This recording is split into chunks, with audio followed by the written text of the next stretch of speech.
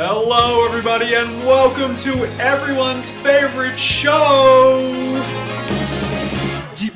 Wheel of Fortune! It's simple folks, we spin the wheel, you answer the questions. It's as easy as night and day. Here on the other end of the line, on our other studio, properly socially distancing, we have contestant number 1 ready to take the challenge. Hello everyone, I'm contestant number 1. I don't have a name for some reason. I'm nameless. And here today to spin the wheel is my beautiful and lovely assistant, Jemima.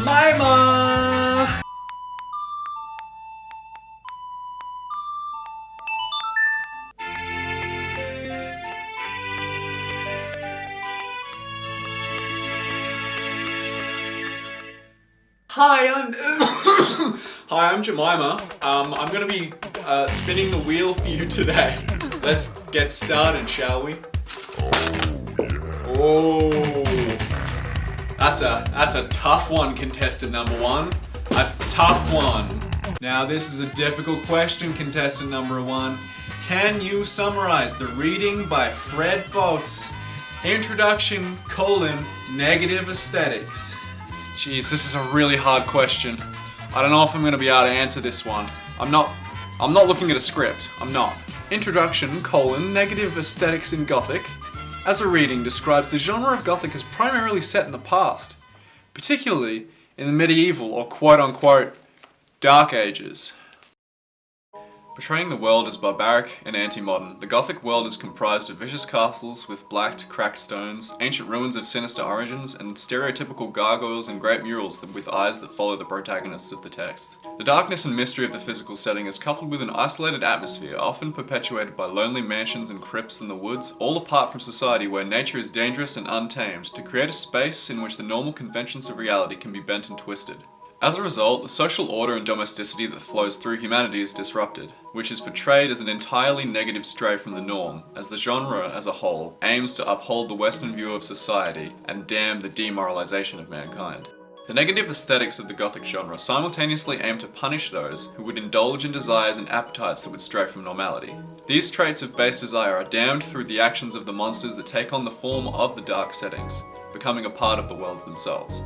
The practice of ancient tribalistic magics and taboo Eastern knowledge alludes to the Western fear of the unknown, and perpetuated the upholding of colonialistic values. Simultaneously, the darkened, blackened, unnatural perspectives of these magics taken by the Gothic fiction often portrays an excess in power placed over men, and enjoys the helplessness of women. Gothic fiction draws on its aesthetics of vile monsters of the aether to portray a desire for power, patriarchy, and colonial dominance. Gothic fiction evolved during the Industrial Revolution, and the dark Gothic settings began to symbolize a change around the world, as its creators displayed the anxieties of humans in the ever-changing life. Notably with this change, a substantial portion of Gothic fiction was written by women, and it represented independence, opportunities, and liberation from patriarchy. My goodness, contestant number 1, that was an interesting, elaborate, and extravagant answer to our question. Now, Jemima, can you please spin the wheel for the next question?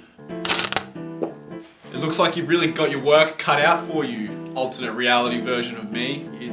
Really hope you did a good job writing that script. Ho ho! Bad luck, contestant number 1. This one's another difficult one.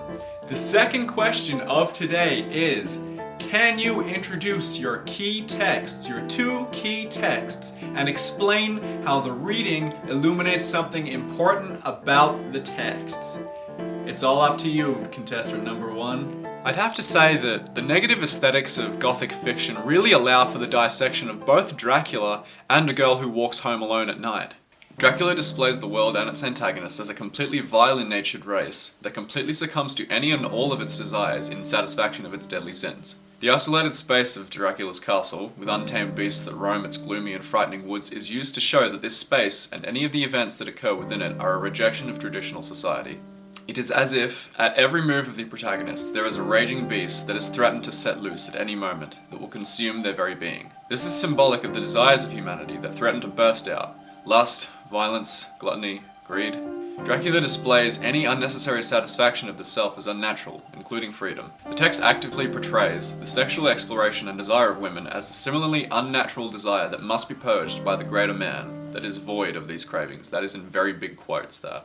Female freedom is dehumanized and damned. It is through the surroundings and the descriptions that enforce these ideologies.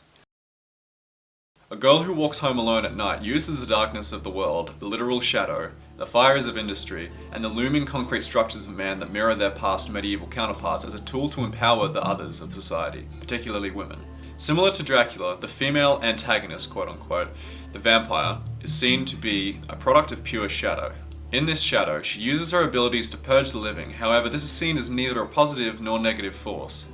The drug dealer and apparent pimp, being the initial antagonist, is murdered by the vampire, which is a benefit to the film's followed protagonist, and possibly to Bad City as a whole, as other characters are set free by this incident. However, simultaneously, the vampire is seen in the killing of a homeless man and the threatening of a child. This symbolizes that desires are not naturally good, nor are they naturally bad.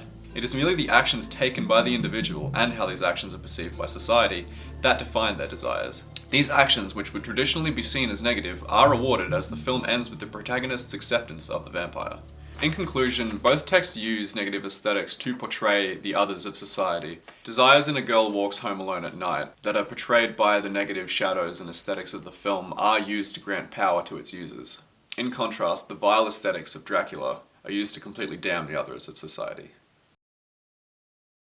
My goodness, contestant number one, you have put up quite the fight tonight in this arena. But let's just see what the results are, and hang on, I believe the results are coming in right now. Let me just grab them. Oh my goodness, contestant number one, here you are, the top prize of tonight's challenge, an above average grade in your studies. Congratulations, contestant number one.